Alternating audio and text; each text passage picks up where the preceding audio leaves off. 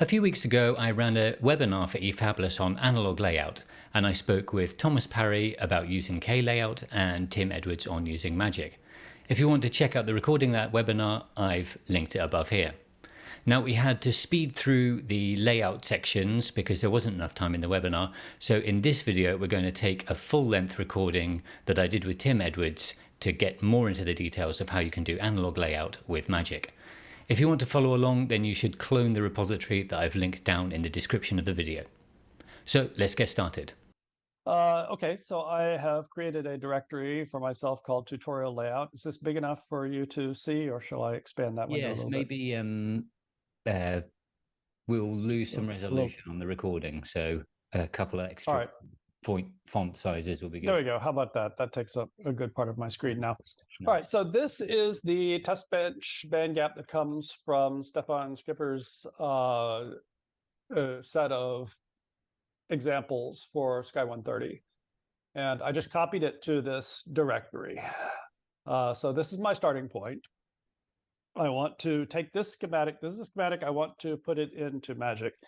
The first thing I'm going to do is go make sure that I can open this schematic, because without the startup file for xschem for Sky 130, I'm not going to get very far. So now that's I've got my PDK over in user share PDK Sky 130 libs.tech xschem, and there is something called xschem RC, which is the startup file. So I'm going to copy that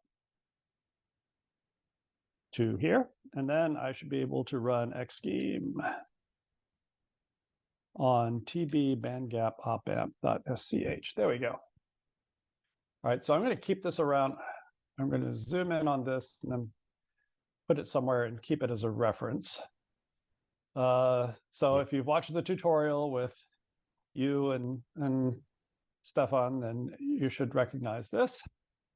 And this is the op amp. I'm going to press E. So that's editing the op amp. And this is the only one that I'm going to try to do the layout of. I believe that's what you did with the K layout as well. You just did this particular one. Mm-hmm. Okay. So as I said, I'm going to keep this thing around. I'm going to make this window a little smaller so that I can see what I'm doing, but have most of the screen available for layout. And then I am going to, actually, let me leave that window up with xschem and start a new window for Magic. Zoom in on that a little bit. So it's, there we go. That's the same size as the other one. Tutorial layout.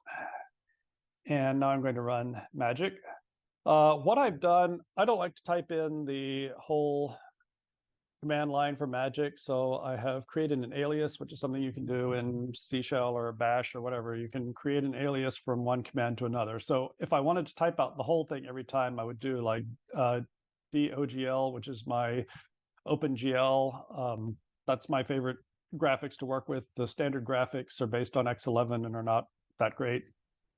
The other option is Cairo graphics, which is very similar to OpenGL.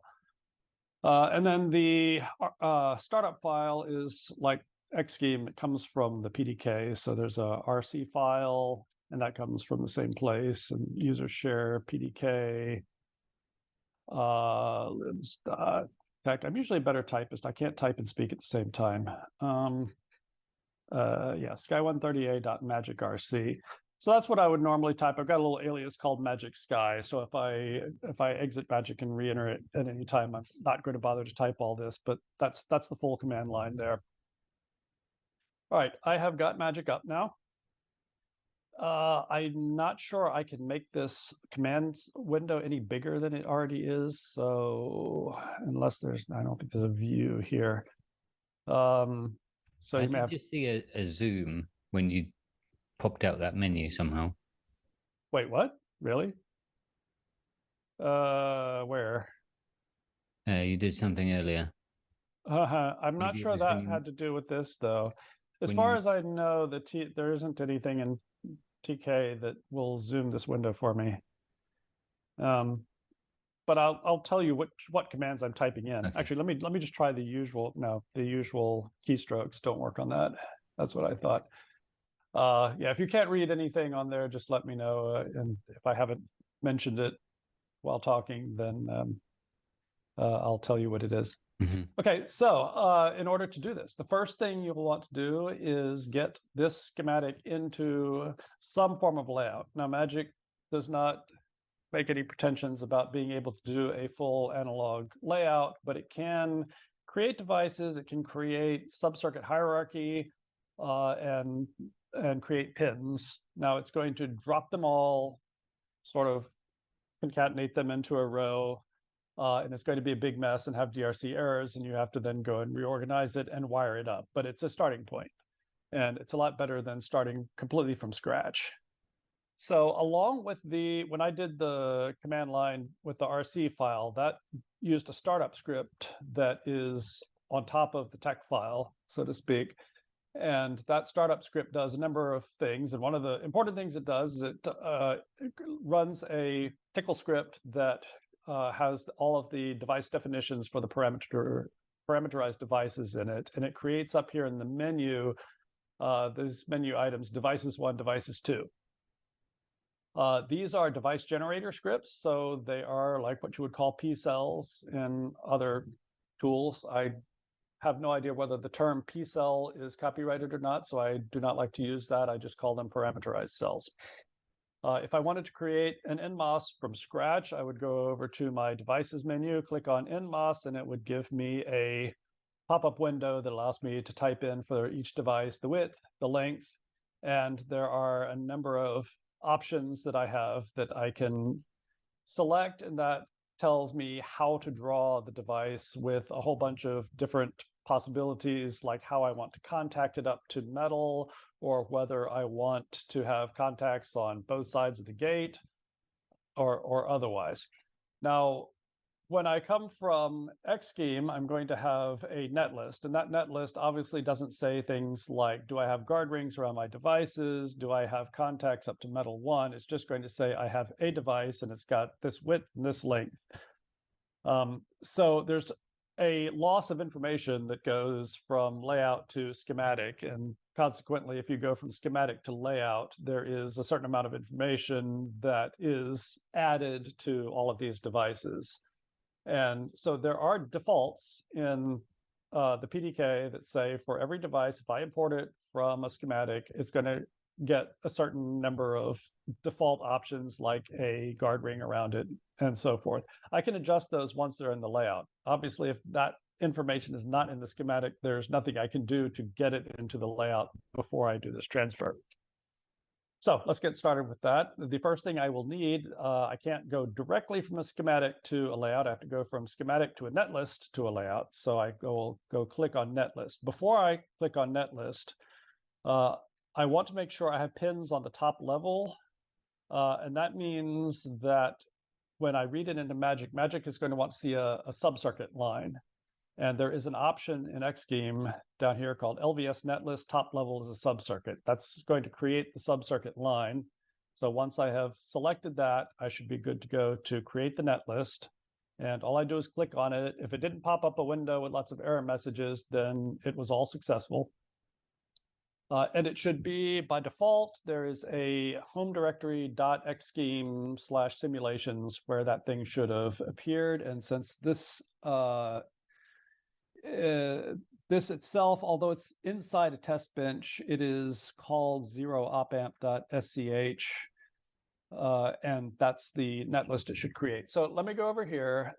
This is also something that is loaded by the PDK options from the startup script, which is it adds a menu item called File Import Spice. So that's the important one.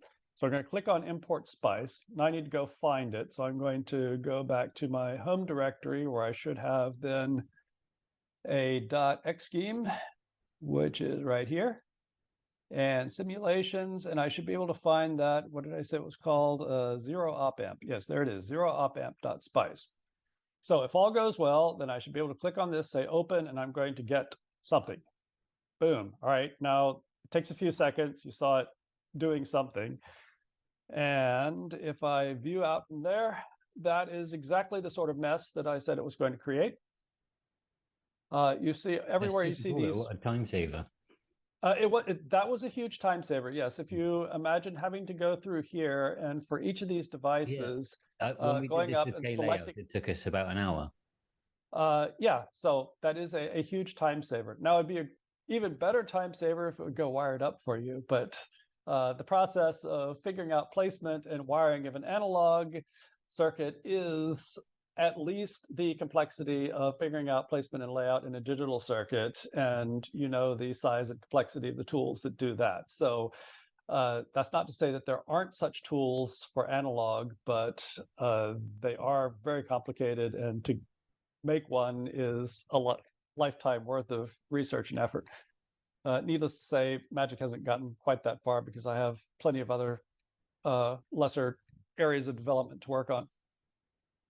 Okay, let me show you what we got here. So we got all these devices. Each device, because it's a full layout and contains a lot more than just the device, it is in itself a subcell. So there's a little break in the hierarchy between the schematic, which just has devices inside the subcell, versus the layout now, which has devices inside their own subcircuits inside the subcell. Ultimately, what you care about with the hierarchy is that the LVS can deal with it. And if you use the tool netgen for doing LVS, then it will handle that. It will be able to say, oh, these things in the subcells, those subcells don't actually exist. I'll flatten those subcells and compare the devices, and then it should be able to compare the layout and schematic directly. So if I click on I for instance, that selects an instance. You'll see that's probably a little small to see, but it says that the instance name is the name of the device, which is a PFET 01V8 LVT, and that's followed by the sort of random looking set of 6 letters. And that's the subcell, and the random set of 6 letters is a hash code that relates to all the options that were selected for this device. So that's how it tracks individual devices and knows how they relate to the corresponding parameters. If I want to see what the parameters are, as long as I've got one of these subcells and it's got this 6-character suffix on it, it's a parameterized device, and I should be able to, after selecting it, bring up a parameter window, which is Control P. So if I go type Control P, then it will tell me that I am editing this device, blah, blah, blah, LVT underscore with this GWP and ZG suffix. It's got an instance number. So that's another thing that it did on import, is it tracked the instance names. So this one's called XM3. I should be able to find that in here somewhere. Here we go, M3. Let me bring that up. Okay, so here's M3. So that's what I should be looking at. Yes, it's a PFET LVT, and it's got a W over L of 8/2. And indeed, you can see that it is saying over here that the width is 8 and the length is 2. And you can verify by eyeball that, yes, it's got a width of 8 and a length of 2. And it's number of fingers 1 corresponds to number of fingers 1. So yes, it did the right job. It picked up all the right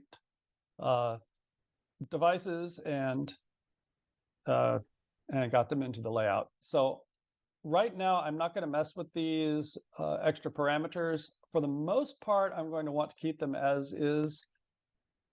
If you wanted to change the way it's doing these guard rings around it, you can select the options. And I may, in a couple cases, decide that, okay, I don't want contacts on both sides of the poly.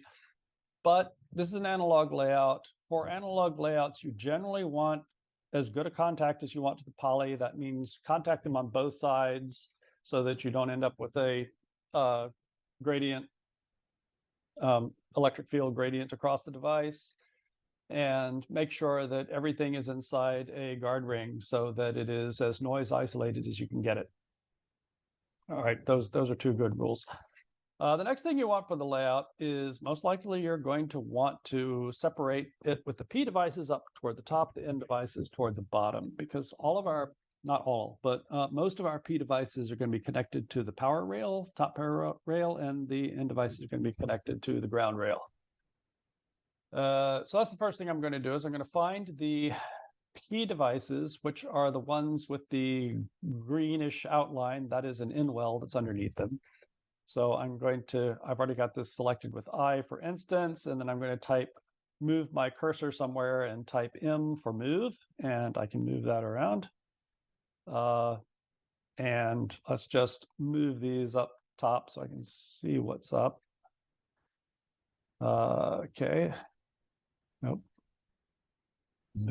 Oh, didn't mean to move that. Nope, wrong one. There we go. Put that back. There we go. Move this one. Here's one. Move that up here.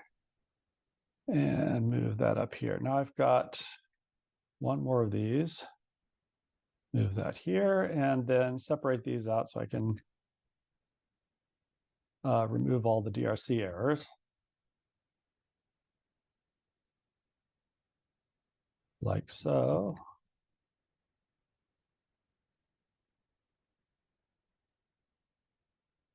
And now that I've gotten some of these things out of the way, you can see over here on the side, there are all these pins.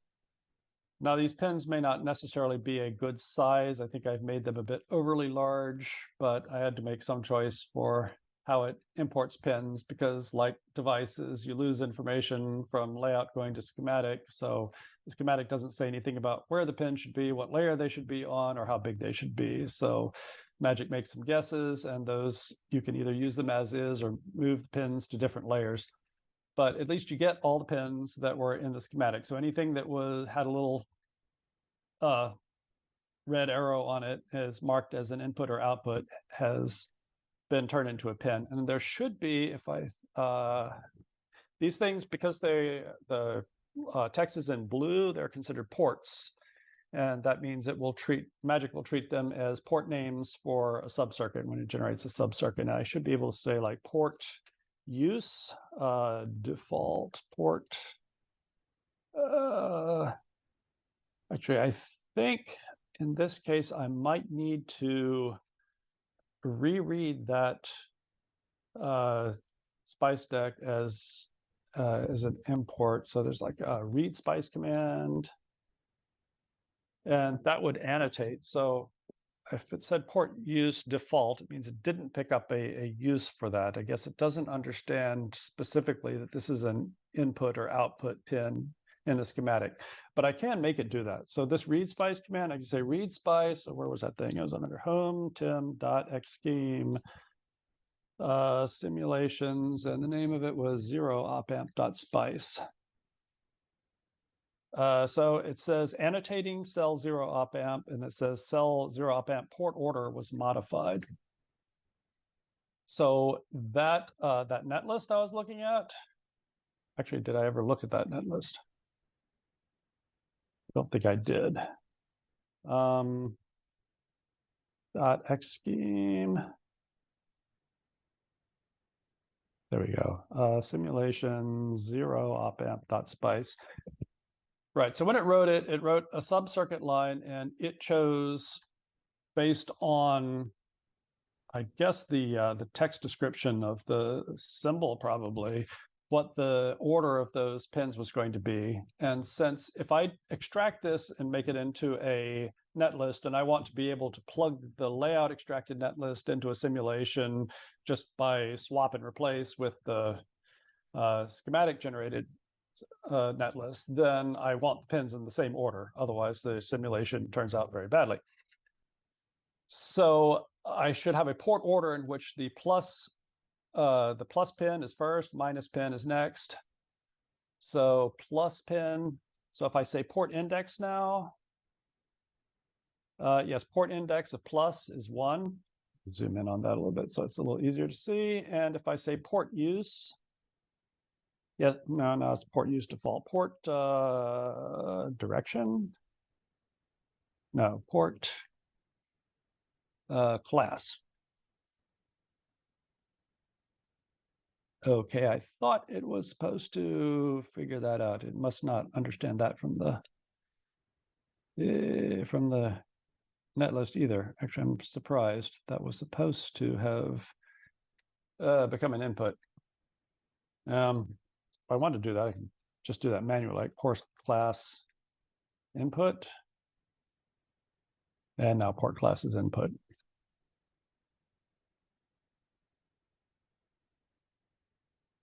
I'll leave the rest. That's not as important. That's more important for like creating a left file.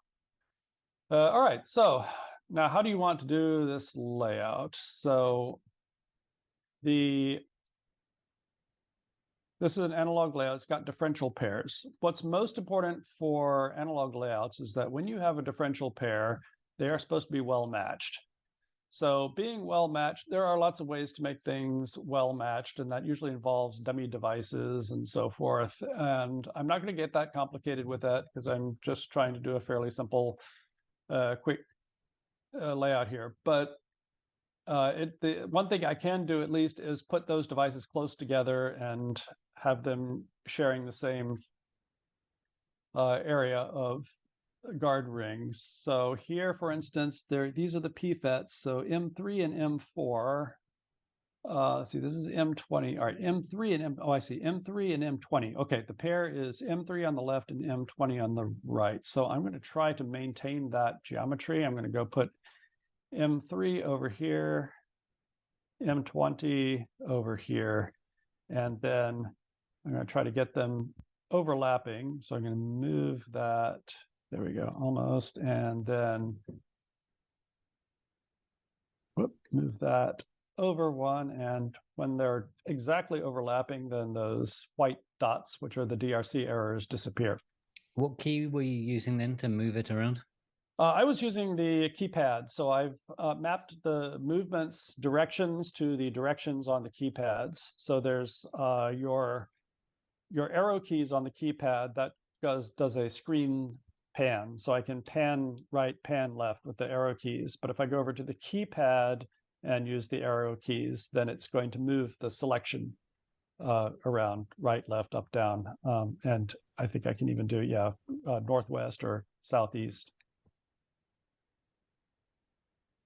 Now there are other devices here. So this one is X5 and X54. I find those over here.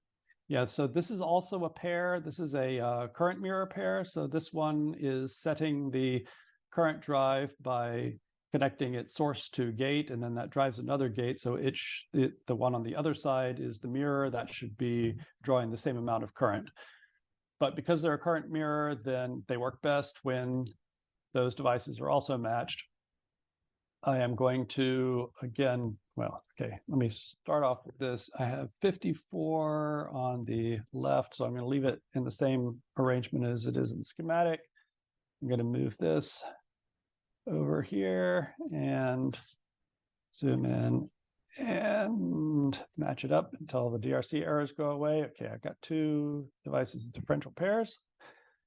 Since in the layout, I'm going to keep this arrangement too, with the differential pair for the inputs over on the left side and the output drivers on the right side. So I'm going to swap these, take these two and move them over here, and take these two and move them over here. And now I can see these DRC errors. If I want to know, I know exactly what the DRC error is. It's a spacing between NWell, but if I wanted to know that, I can ask DRC why, and it says my NWell spacing is less than 1.27 microns. I'm just going to make sure that these things are far enough apart that they don't form a DRC error. So it looks like I need to move it about that far.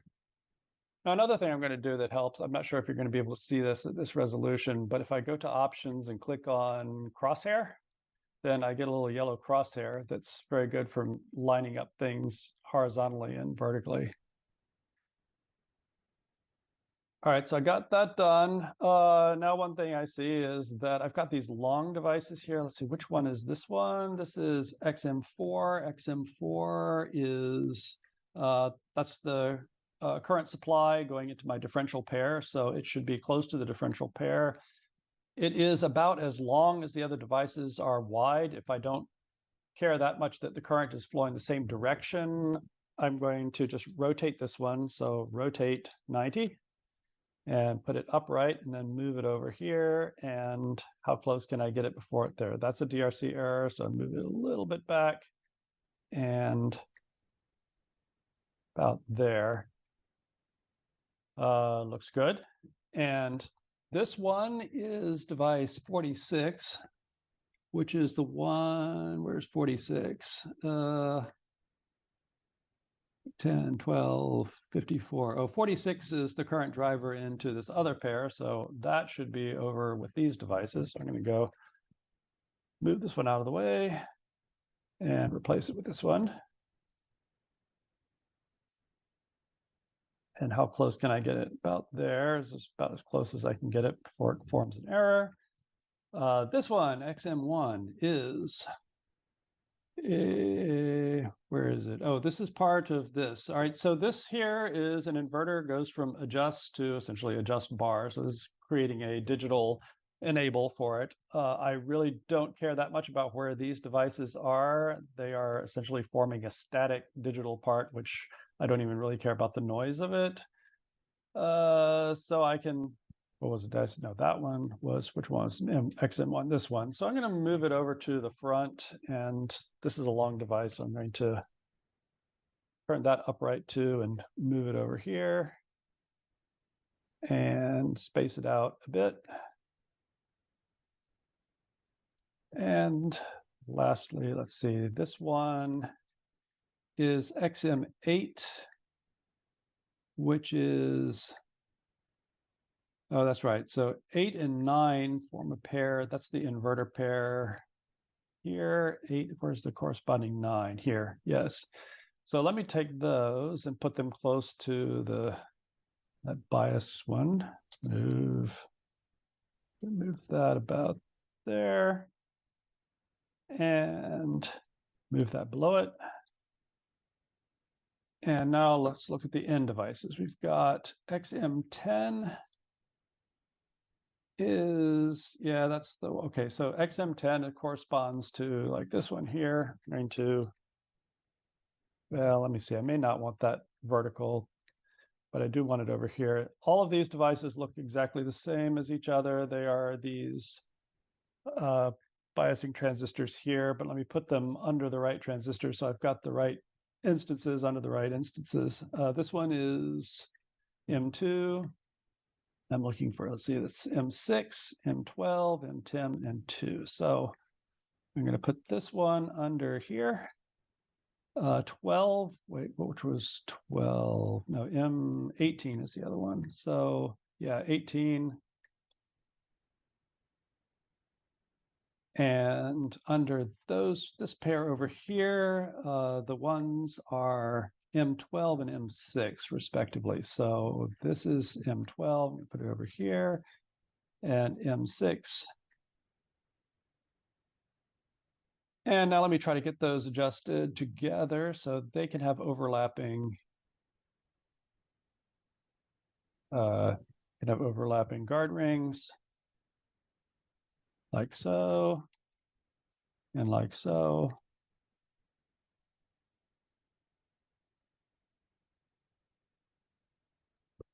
And might as well just put all of them together in a row.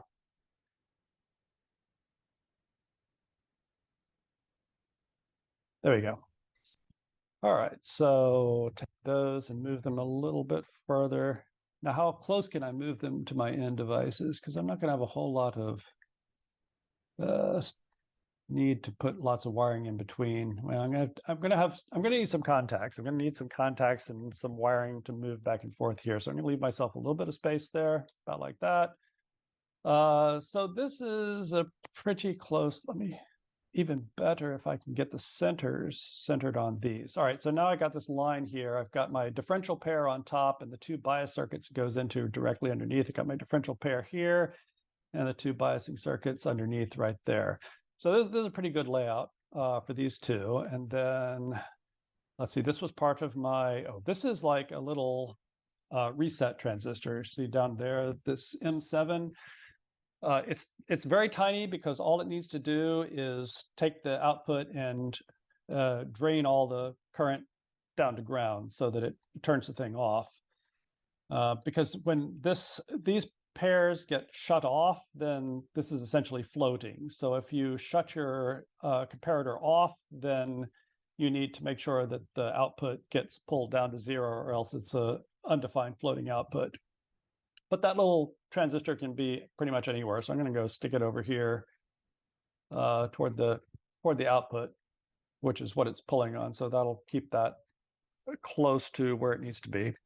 Now let's see, what was this last one here? This is the 10. Oh, that was the corresponding one to this. So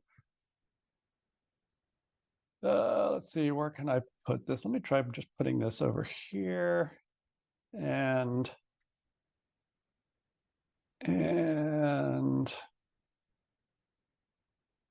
maybe that there.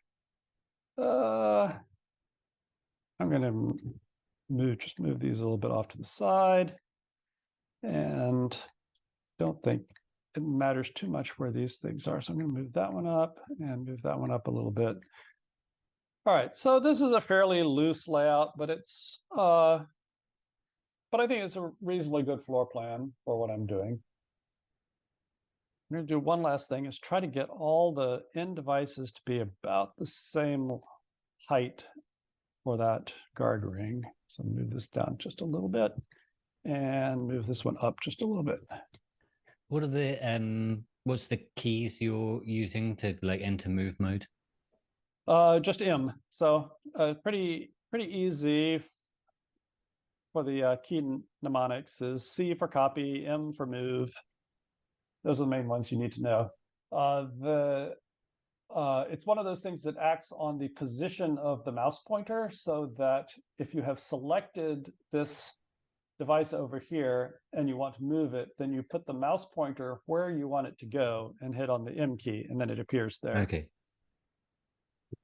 And then you've got your maps numeric keypad to jog.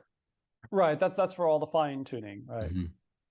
Okay, so now I need to start wiring things up. So one thing I want to do is make sure I've got a nice big ground plane. So I'm going to start off with the local interconnect. Now remember what I said about it acting like a painting program, is that if I want to, now I want to do essentially a flood fill of this rectangle with local interconnect. So I've got over here my icon bar. This blue, if you see up at the top here, when I put my mouse over the blue, it says local I. So the middle mouse button is like a pick function. It will pick this color and then paint it into the box. So all I need to do is put my mouse right here and click the middle mouse button, and I've got local interconnect. Then line up here. I want to do the same thing for the top. And that looks good. So again, paint like that. And I can do the same thing if I want to, if I want to put more down here, I don't have to go down over to the icon bar every time. I just need to find some place on the layout that has the same kind of layer and click the middle mouse button, and it will pick that layer and paint it into the box. I'm just going to do this everywhere here and make sure that I've got huge amounts of local interconnect everywhere. This is exactly the sort of thing you don't do for digital layouts, but it's very helpful for an analog layout to make sure that you've got as much ground and power plane as you can get over your entire circuit, because that's going to keep the resistance of the power and ground planes down. So basically, I'm tying all of these guard rings together with just a lot of local interconnect.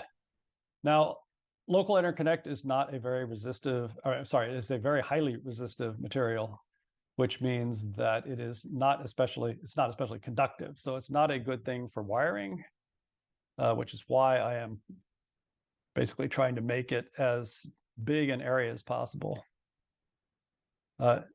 Also, you see how I'm painting. I'm not creating objects for this. I am actually painting little areas of local interconnect all around my design. the one thing that really highlights how this is different from the object-based thing is that I can just cut a hole in this. The same way with picking, I can pick an area of background in order to paint an area of background. So if I go over here and click the middle mouse button, I just erased a little hole in my drawing, which is something that's really hard to do in programs that are object-based. They don't like creating holes and things like that. Okay, so now we're making progress.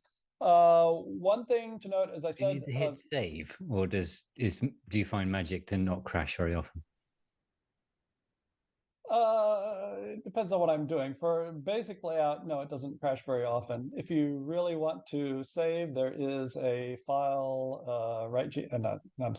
save. Here we go. And it would say 0 op amp write. I can write it. And then each of these is a subcell, so it's going to ask to write everything. So I'm just going to say auto write, which says, okay, I'm going to write every single thing. So now it's saved all of the devices. So yeah, I would recommend that. If you don't trust the tool, think it might crash on you, then don't hesitate. I don't trust any tools. No, you shouldn't. No, absolutely. All right.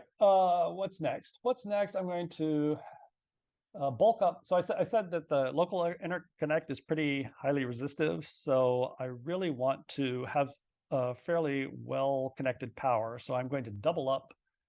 And this is done in the standard cells too. They double up local interconnect everywhere with metal 1. So I'm going to add some metal 1 here. I'm doing the same pick and place, go over here, find metal 1 and click on that. Need to contact them, so I'm going to just paint via. Now, this is how another way that Magic differs from other tools is that contacts are like contact areas that you fill with contact cuts. So if I want a whole row of vias, I don't have to place individual vias or find some function that creates a whole row of vias for me. I just paint via. So here is via Li, and I paint it. And so that's a whole row of vias. If I want to see where those cuts are, there's a command like sifc via, what is this called? Via Li, I guess? No, it's not. It's called via, what's the name of it? It's L icon. Nope. sifc L icon. There you go. It's not that either. It's not contact though. It's sifc mcon. That's it. Mcon. There we go. And there's my row of contact cuts. That's just showing me where it would draw the contact cuts when it creates the GDS for that. If I don't like the fact that it's a single row of contacts, I can make this taller until it's like a double row of contacts or something. But and then if I want to not draw those cuts anymore, I'll say feed clear, feedback clear. Now I'm going to do the same thing on the bottom and go again, pick that type and paint it. Now, at any point, it's very important to know what's connected up to what. That's very easy to do in Magic to find out what is connected to what. You can select a chunk, a region, or a net, which it defines in different ways, by clicking on the S key. So if I click on the S key once, it finds some tile area that is right under what I selected. And if I select it twice, it will select a little bit larger area that goes up to any contacts that are connected to that region. And if I click on it a third time, it'll show everything that is connected to that metal. So now I know that in that region that I just painted, it's connected to all of, I can see it's from the highlights that it's connected to all of these guard rings, and it's connected to the contact I made along the bottom and all this area of local interconnect.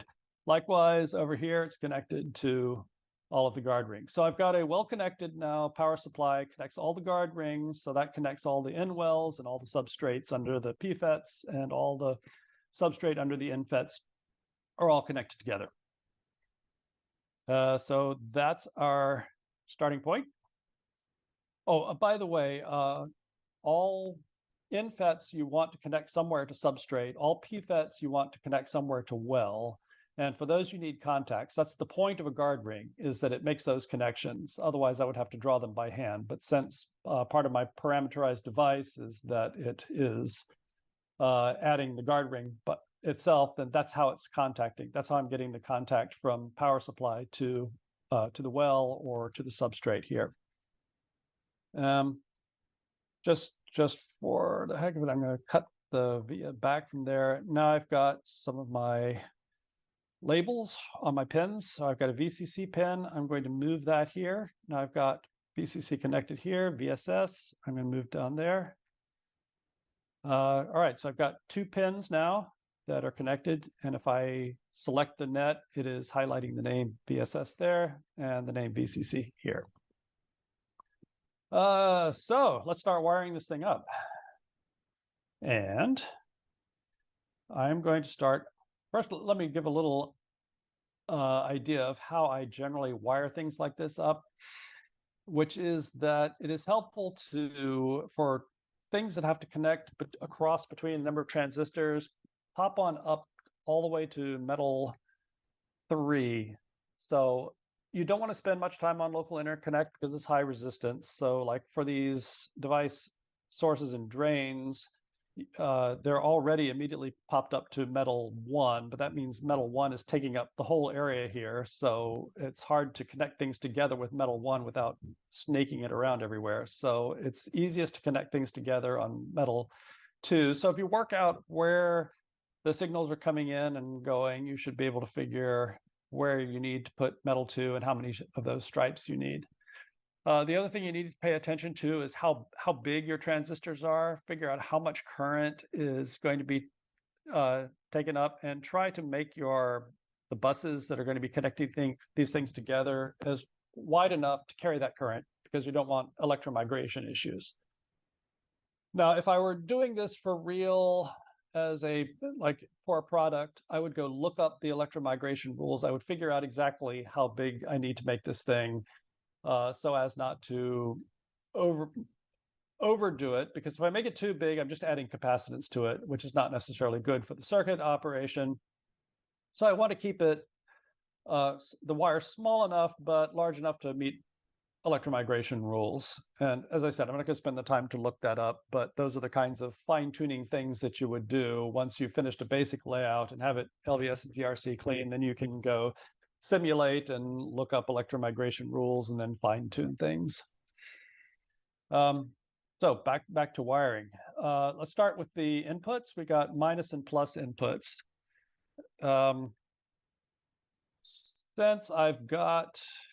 Since I'm not going to be able to get metal 1 routing across here, metal 1 is actually pretty good for strapping the gate on both sides. So I'm leaving this contact, which is an option in the parameterized device, to have a poly contact both top and bottom. So I'm going to leave that there and then just connect it together with metal 1. And same thing over here. And I don't want to do that to here because these transistors are rotated, so the poly is actually going across, and it's the length of the transistor that's top to bottom. I'll come back to those in a minute. I need those inputs. This is minus on the left and plus on the right. So what I'm going to do here is I'm going to contact up to metal 3, and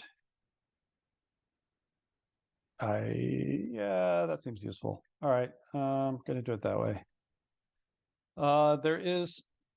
Sometimes drawing contacts can be kind of complicated, so I did put in my devices a way to draw extra devices. So if I want to draw a via 1, which would go from metal 1 to metal 2, then I'll click on via 1, and it tells me that I haven't made enough room for it. So there we go. Must be 26. So if I type box, I am now at 0.28. That's good enough. I'll call that good. And where was I? Go back to via 1. There we go. And it just painted my contact for me. I've got, I should always be looking at the DRCs. I didn't notice any DRCs there when it created. I've got 12 DRCs somewhere I've got to look up. But right now, I'm just going to go ahead and do that again. Via 1. and bring out my pins on top. So I'm going to paint metal 2 up there. And what did I say? Plus is on, no, minus is on the left side. So I'm going to go find my minus and put it there. Oops. Select and move. Now I said that that when it imports the schematic, it just puts all of the pins on layer metal 1. That's not necessarily what I want. I've decided here I've got my inputs coming in on metal 2, so I'm going to change that. So first I'm going to paint metal 3 on top of this, and then I can say set label type, no, set label layer metal 2. All right, that just moved my label up to metal 2. I'm going to do the same thing here. I should be able to select this, select the net, and yes, it's selecting the label, and then I can erase the original metal 1 because the label's no longer there. Something else, if I want another useful command, if I want to line up all the metal here, I can say fill north metal 2. That's going to take everything that's at the that crosses the bottom of this box and extend it to the top of the box. So fill north metal 2 is going to do this. It's going to raise up all of that to the top, and that makes everything nicely lined up. So now I've got my minus input, and it crosses over, joins the poly contact on both sides of that transistor, and the plus input does the same over here. How do we get to that point? Through the bias transistor. The bias transistor is gated by enable N, and one side of it's connected to VCC, and the other side goes into both these transistors. Now I notice that enable N also goes to this other transistor way down here, so I don't want to make sure I don't box that in. But let's see, where's that one? That is the M4, which I believe is this one. And so if its source is VCC, I've got this whole plane here is VCC, and so here is one end of it, and I can just paint metal 1 on that, and now I've connected the source to VCC. The other side of it is where it crosses, it goes into the sources of both the minus and plus here. That's where I want a metal 2 line crossing. So that's going to join my bias transistor to both the things that it goes into. So I'm going to paint metal 2 here. Then I need to connect that. So let's say this is where it comes in. I'm going to paint metal 1 there.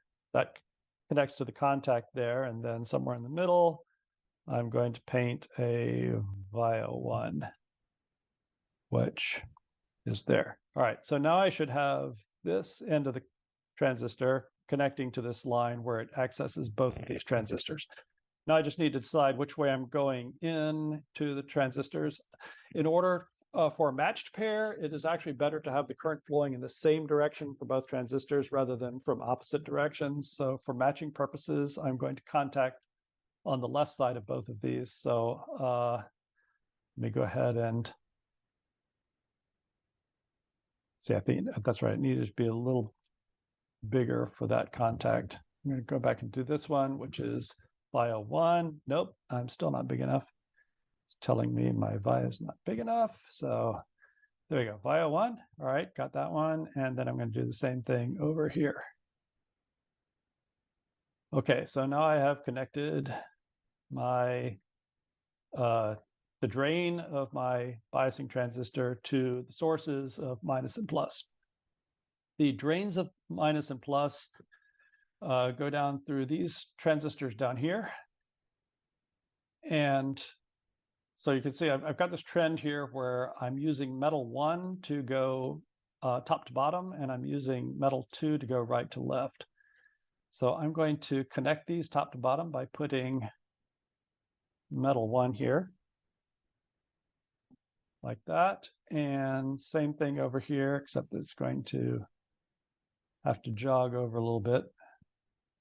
All right, here's when I'm wiring up a lot of things. Here's another useful thing to do. If I click on the space bar, you see the cursor type changed and it said it's switching to wiring tool. So I've got a wiring tool now. As long as I've got a little piece of metal I can attach to, if I click the first left mouse button, it says, here's my wiring tool, and I can extend a wire off of that.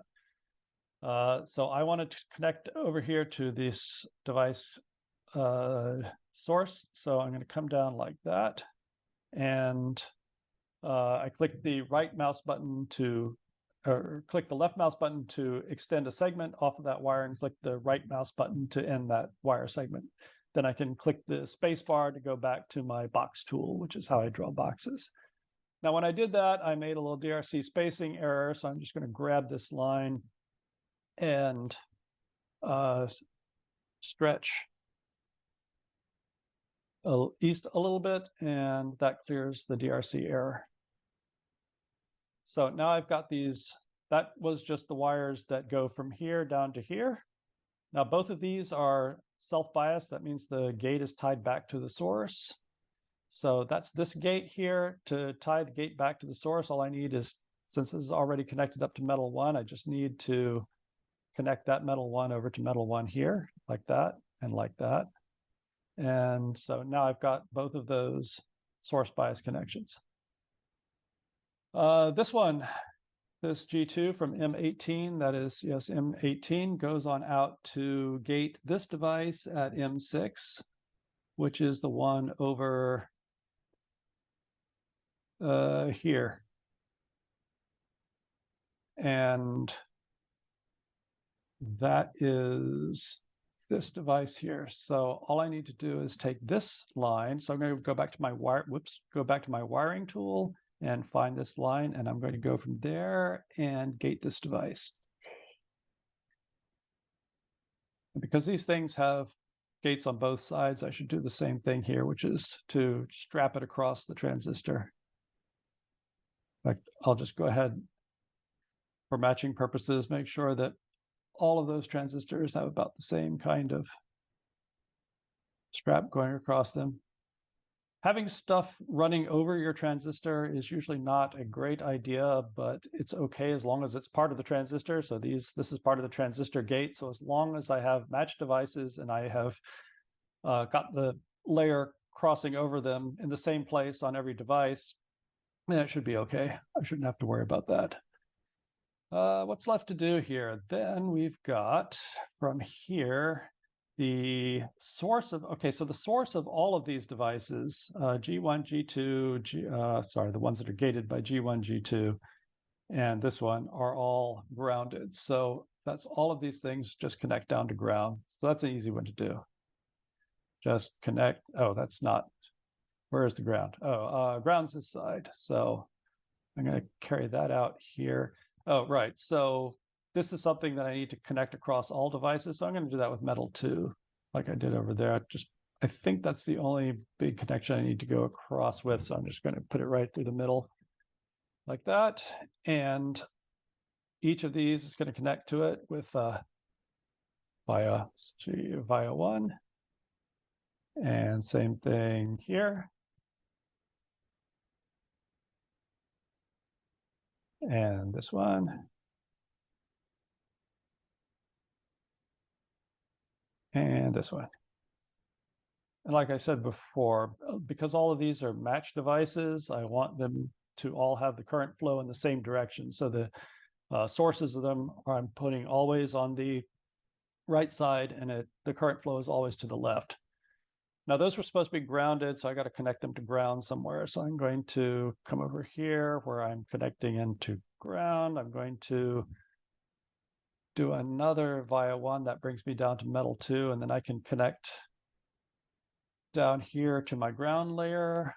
If I should probably strap it well down to the local interconnect as well. So I'm going to paint the MCON layer there. All right, so that straps ground. Might as well strap it well on both sides. So do the same thing here. Metal 2, metal 1. Make sure that metal 1 goes all the way down there, and then paint myself a bio 1 there and a MCON there. All right. That was a little bit too close. So erase some of that. All right, we're making good progress here. I mentioned before that there were 12 DRC errors, so I should probably at least take a look at them. Okay, so this is where these DRC errors are coming from. And if I look at what the error is, DRC Y says that it's a metal 1 minimum area. And that's a common problem. I sometimes get questions about this. People say, oh, I instantiated this in MOS and it's telling me they're DRC errors.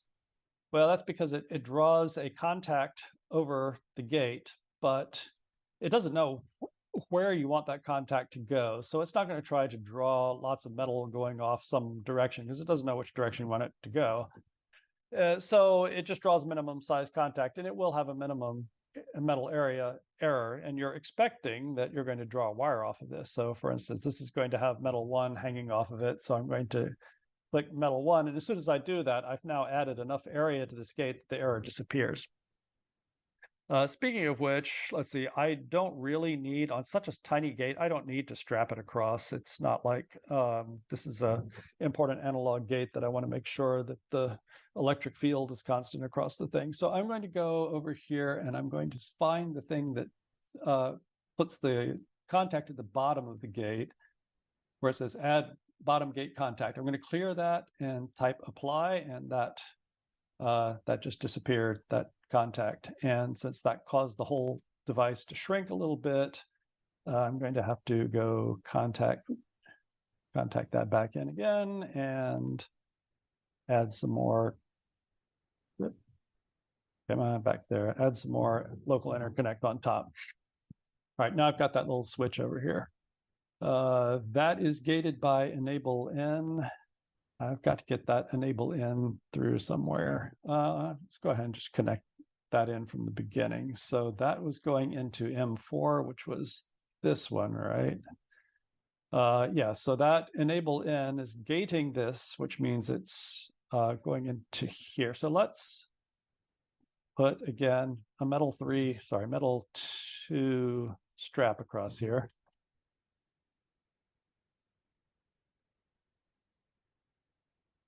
And contact that here with bio 1. Just going to go ahead and contact both sides. And enable in. I'm going to move here. I'm going to do the same thing that I did before, which is to set label layer metal 2, move that up to metal 2, and then erase metal 1. So now I've got my enable in line on metal 2 that gates it to here, and ultimately needs to come down here and get this one too. So this is just a tiny gate. I don't need much of a wire to do that. So I'm going to do a fairly tiny little wire here, make that metal 3 going across and connect it into metal 2. So maybe I should draw some of the other wiring before I do this one, but I just wanted to show this. If I want to do standard wiring and I want to go from like metal 1 to metal 2, I can just go over here, click my left mouse button to finish that wire. Then I hit shift and left mouse button to go up one level, and it automatically places the wiring contact. So you can wire things really fast just with the left and right mouse buttons and the shift key, and go wire through, go up layers, down layers. Okay. Let's see what's left now. And let me keep on with what I was doing. So the enable in goes into this one, that gates. All right, so I'm finished with this transistor. I've got all 4 terminals this transistor covered. That goes into this device. One of this goes to the output, one goes to ground. So it looks like I'm probably going to reach the output easier from this side. So I'm going to leave that for the output. I just created a DRC error, so I'm going to move that out until I do not have a DRC error, and then that makes this one easiest to connect to ground. So I'll do that. All right, now this one is completely connected.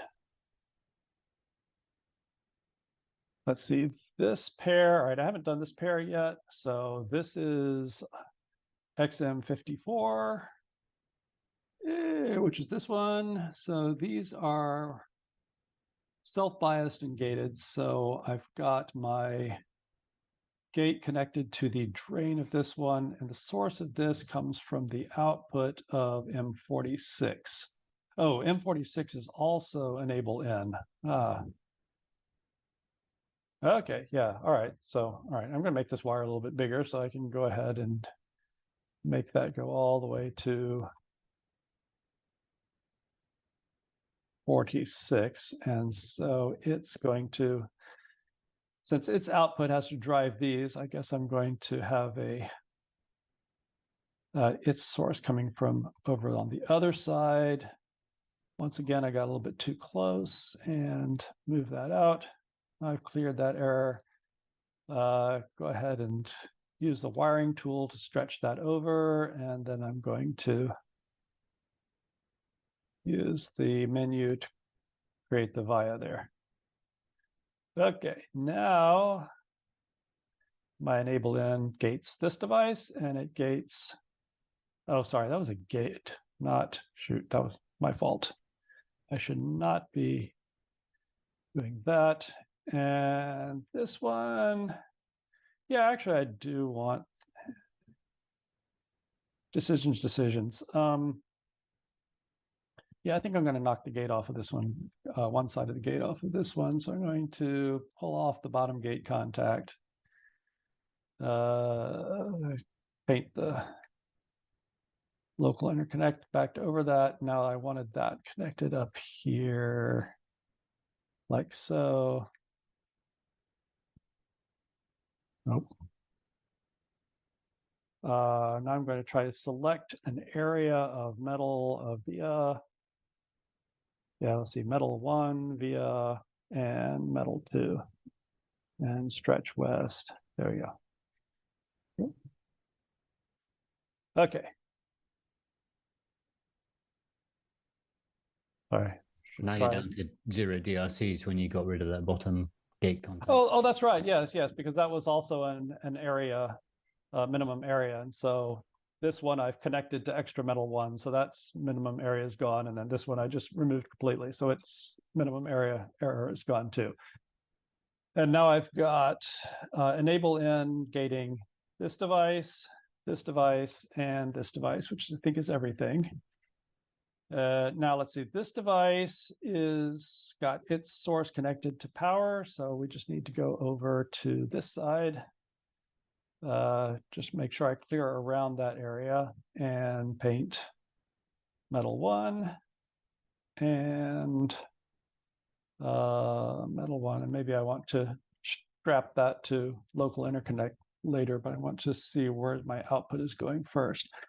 Then the other side of this, the source goes into both these transistors. So just like I did there, I'm going to do that with some metal 2. And connect those on, let's see which side. I want these things to go together and connect down to G1. So probably do that on this side. So let me connect to the to the right side of these. So there we go, via 1. And left side of that. So the current's flowing in the same direction in both of these. And then make sure I've connected out to that one. And then I don't need all of this metal 2, but again, I'm trying to keep these transistors matched. So I'm actually going to leave the metal 2 going across this transistor so that it's seeing the same electric field from that line across the entire gate. These transistors, let's see, that was the, let's see, what's gated? Oh, this is a self-gating one. So both gates are tied together. So I'm going to do that by just putting the metal 1 across the top and connecting them into the one on the left. So I'm going to connect that up like so, and I'll just paint over that to get rid of that DRC error. All right. So that's the self-biasing for these. Yes, sources, gates. Oh yeah, these things have gates strapped across on both sides. So we can do that. Just tie that with metal. So that makes a firm connection. Okay, then I need to take the left side of that, and those go into, the left side goes into G1, let's see, M12, which is, I think, this one. Yeah. And which side of that? Oh, I had this side. Yeah, okay, whoops. Yeah, this side I had lined up to be close to this edge. That wasn't a good decision. Let me see. Let me erase that and erase that. Go put this back across here and then do that again on the other side. So there we go. Put the via over there and there instead. Okay, and then that leaves me with this side to be the drain.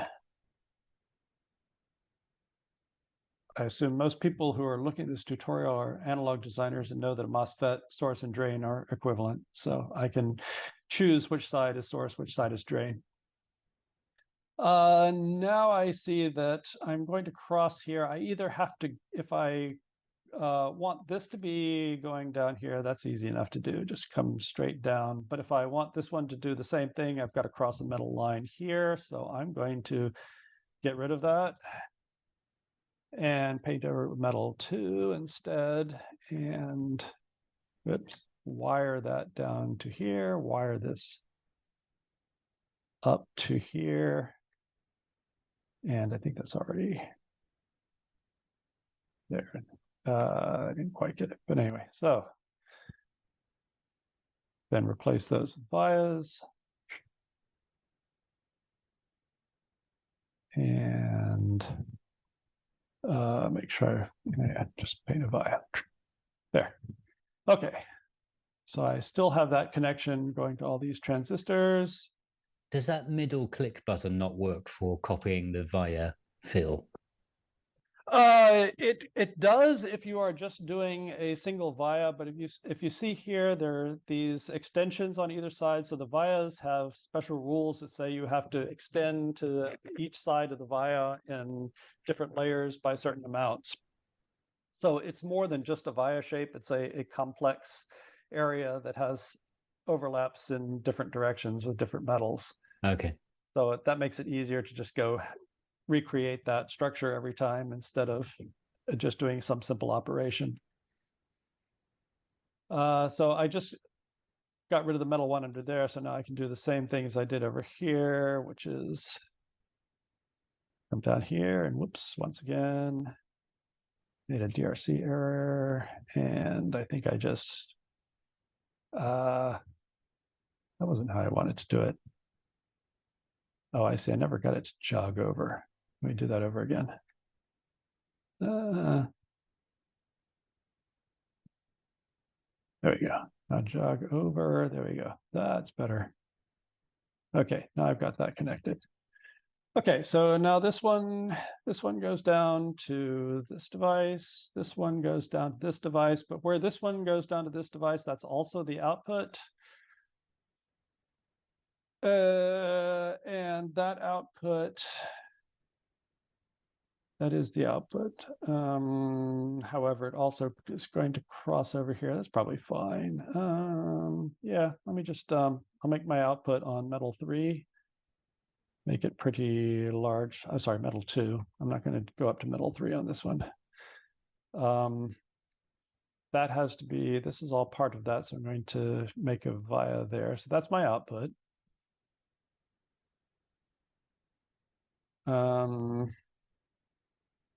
it's pretty hefty output. So again, while I would probably spend some time to look at electromigration rules, I'm at least going to make this a bit bigger. Whoop.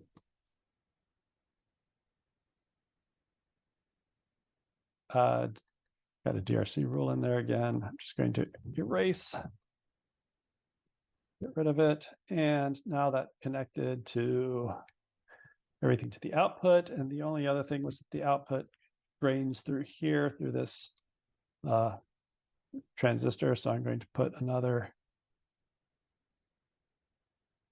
contact there. And that's how it drains to ground. And that means this is my output. So it's one of only 2 pins I need left. So move that there and set label layer metal 2 and erase metal 1. And I've got my differential output. There we go. We're getting close to being done. That's the adjustment, the bias adjustment circuit, which starts from here, goes through these. That's the main thing I have left here. So enable in gates this. I've got my, actually I did not do that gate to enable in, but it's going right over top of it, so it's easy to do. So put my via there.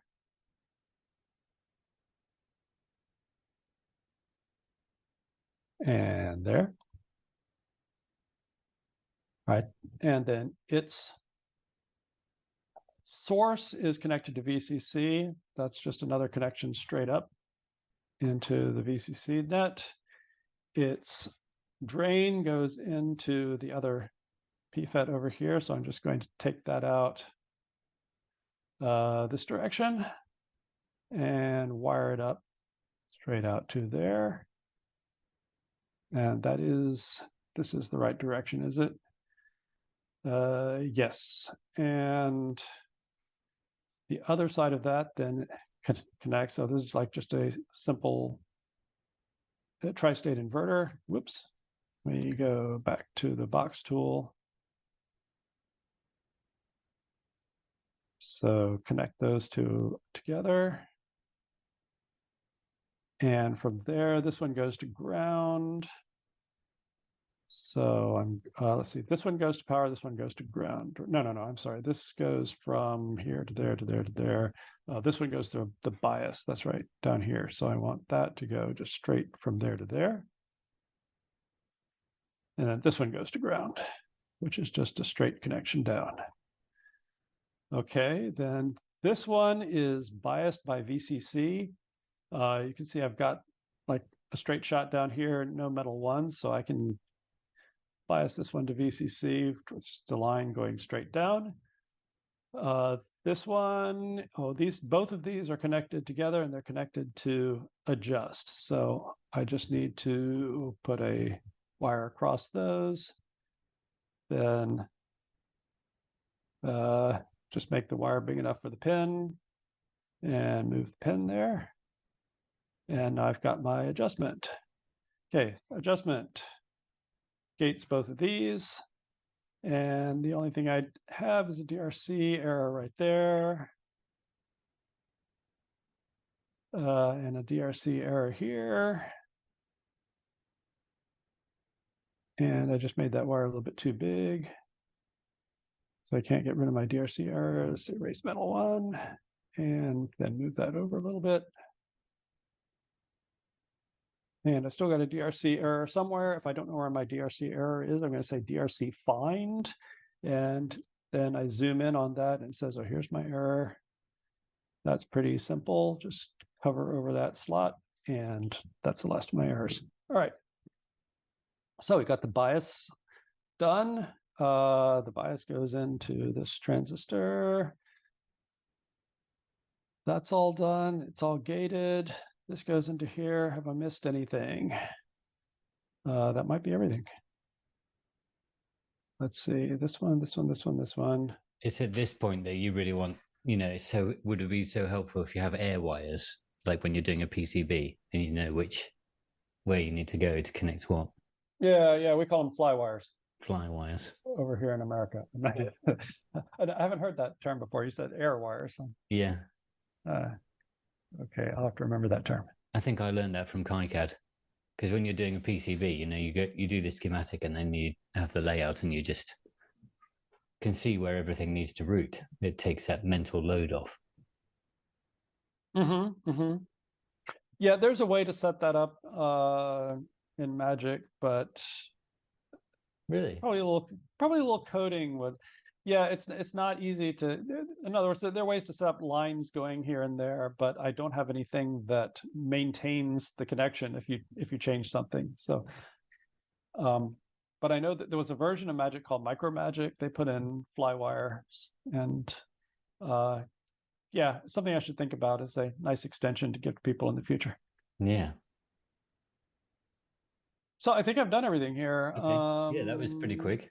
And so from here, I would just need to do LVS. So I'm going to do write all, which is how I save everything. And then I'm going to do this, which is extract. Extract do local. I don't think I need that option, but extract all. And then say x to spice LVS and x to spice. And I think that was actually a stupid thing to do. I think I just wrote over well, doesn't matter. Yeah, so I just wrote over the one that, no, actually the one that that xschem made was saved to the xschem directory. But let me do this. I'm going to move 0 opamp.spice to 0 opamp layout.spice, and then I'm going to copy the one from the xschem to here. And then I can run netgen on it. So I'll say netgen dash. Oh, you got netget there. Sorry? You got yep, thank you for that. Dash batch LVS. Then I give it the name of the two layouts. So I want layout, which means I want my layout one first. And then I need to give it the name of the cell itself, which is 0 opamp. And then the name of the other one, which is 0 opamp dot spice and 0 opamp.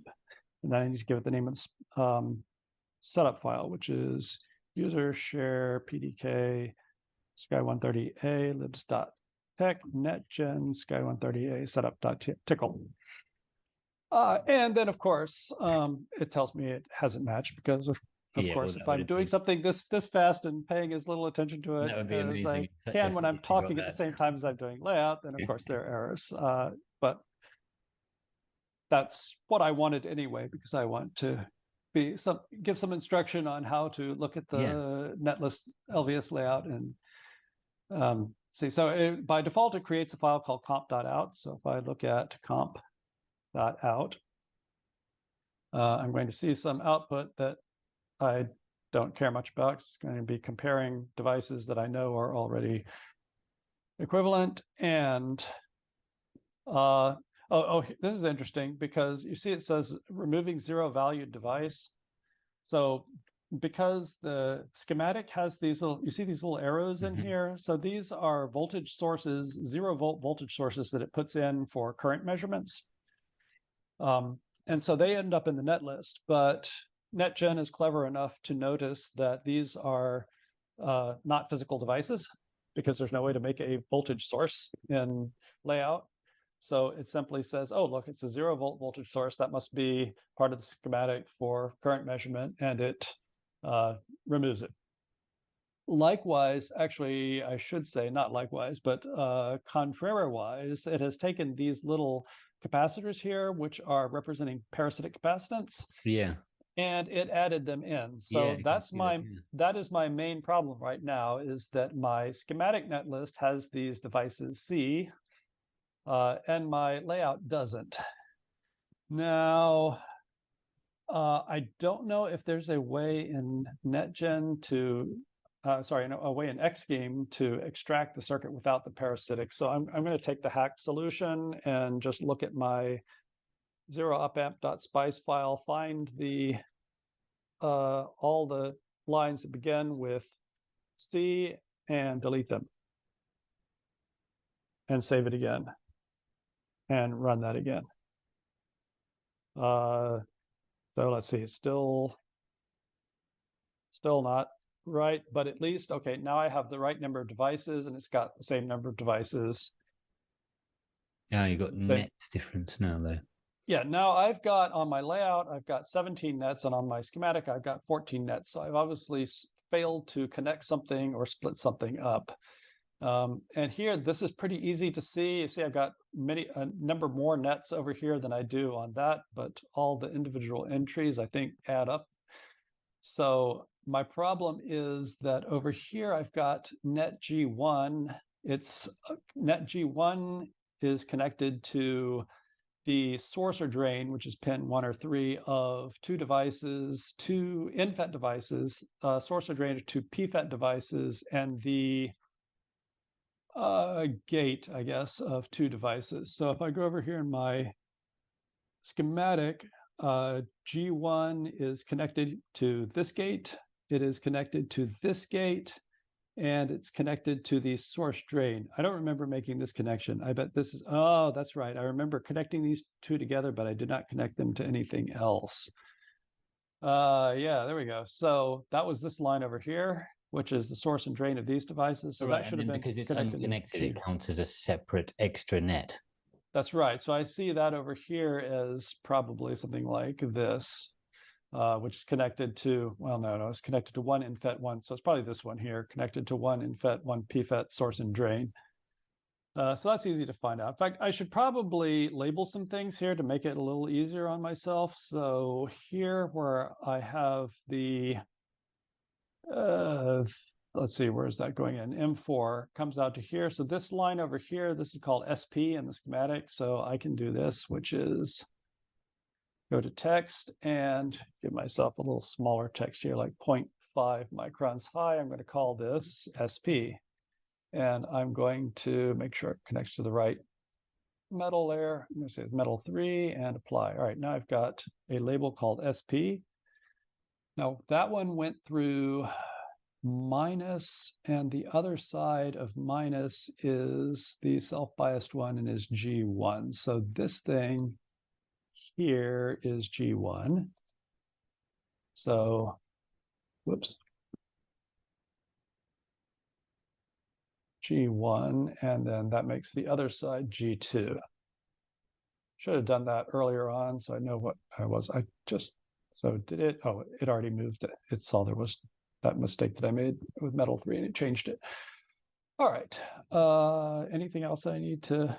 No, I think that's all the named nets in here. So that should help too, because in my LVS report, I'm getting these names here, like these are automatically generated names, and it says that there's a wire on metal 1 at this position, 5896, negative 1296. And I can use that generated name to track down where it is, but if I've labeled it, it's going to be a lot easier. So next time I run LVS, it'll come up with the names SP, G1, G2. And what we were saying was that G1 was supposed to be connected into, actually several places. It's supposed to be connected into, let's see, M12. Oh, here, right. Yeah. All right. So you can see that I didn't connect to anything. It should have been connected to there, should have been connected to there. So I'm going to, let's see, I got a little room like right up here. I can snake a metal 2 line between here and here. And over here, connected in with via there. And I wanted to connect it here where I had G1.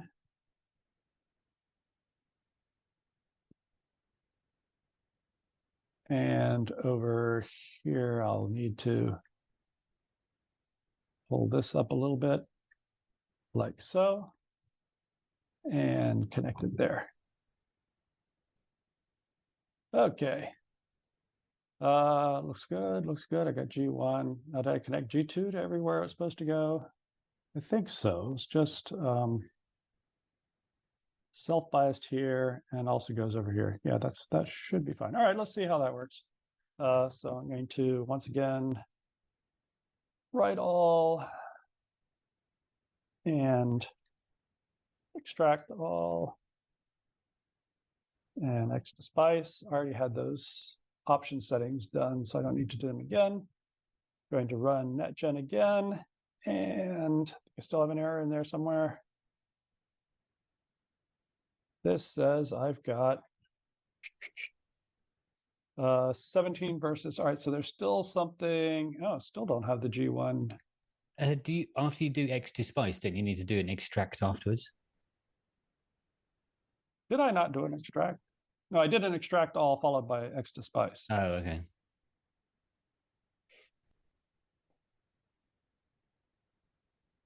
Because maybe it's not, it doesn't seem to have picked up your change to those net names. Yeah. What is? Wait. It does seem to have. Oh, I know what I did. I had changed. Now I get it. Yeah, I had changed the name. Yeah, what I should have done is this, which is X to spice dash O 0 op amp layout dot spices. I changed the name. You All right, wrote that's it. what I now I need to copy back that. There we go. All right, copy back the schematic. And now I just need to remember to redirect the output to a different name so I don't overwrite them. All right, there we go. Now let's do this again. All right. Looks like we're getting a bit closer. All right, that looks better. Okay, now you see that I've got the names over here, SP, G1. Yeah. SP, let's see, what do we got? Oh, shoot. There's that.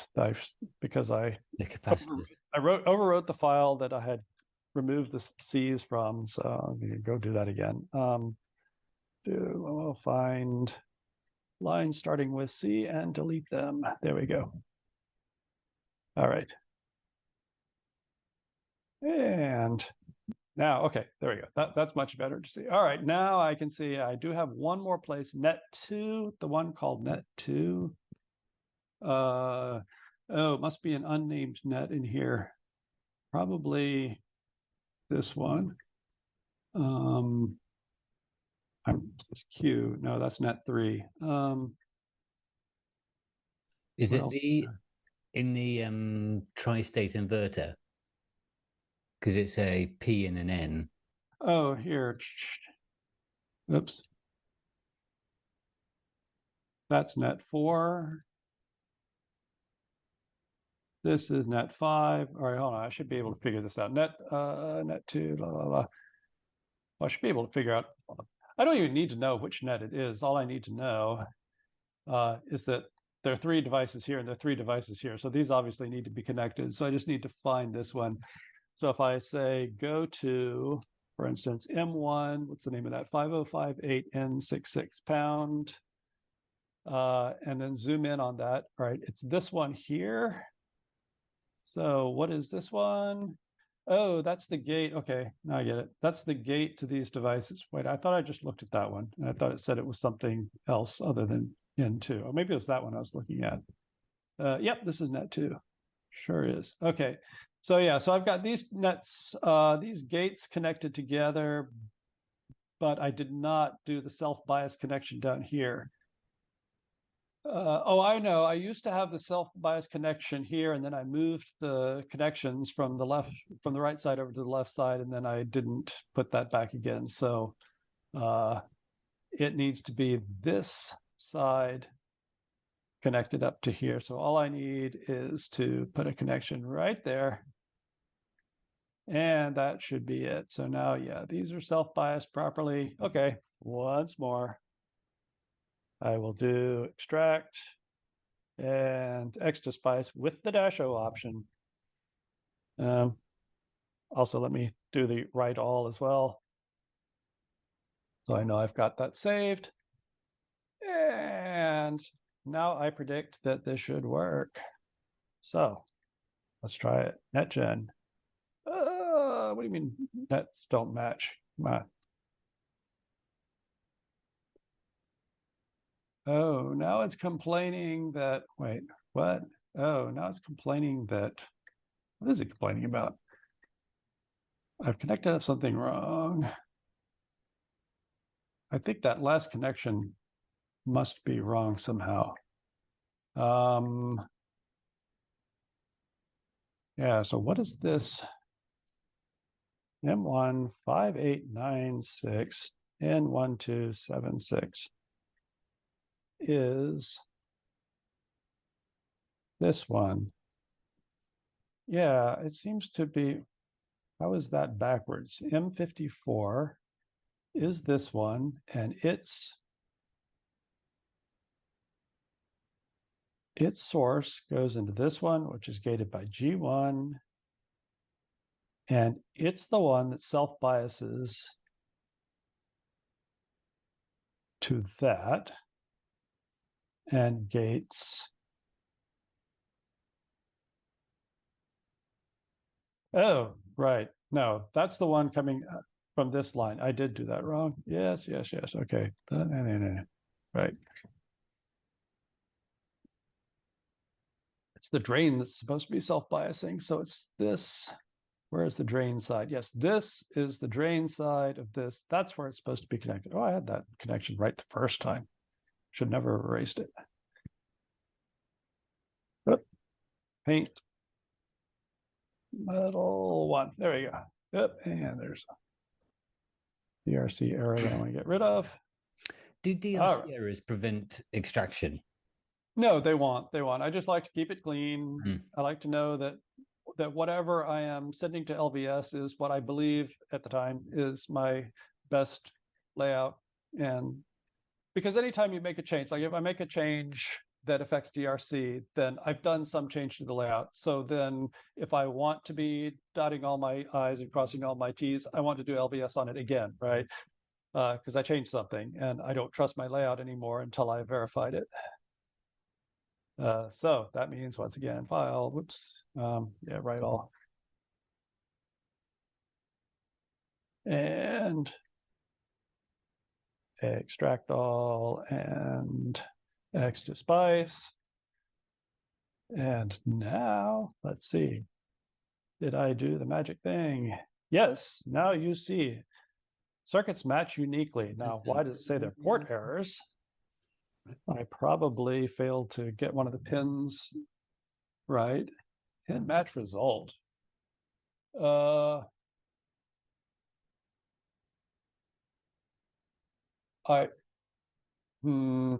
a little suspicious. I've got these debug messages in there. I'm thinking that maybe this is something that I was playing around with developing netgen. Because at least from this point, it's something I did with the pins, but I'm going to say, I'm sorry, I was messing around with development of netgen and I have done something to it that should be unrelated to this. At least it is here saying that all the pins match. So I think this is a false error that I caused by having a development version running right now. Okay. But you can see, yeah, it says the netlist match uniquely, and if you ignore the fact that it just told me those port errors, it is in fact telling me that the ports match up. Cool.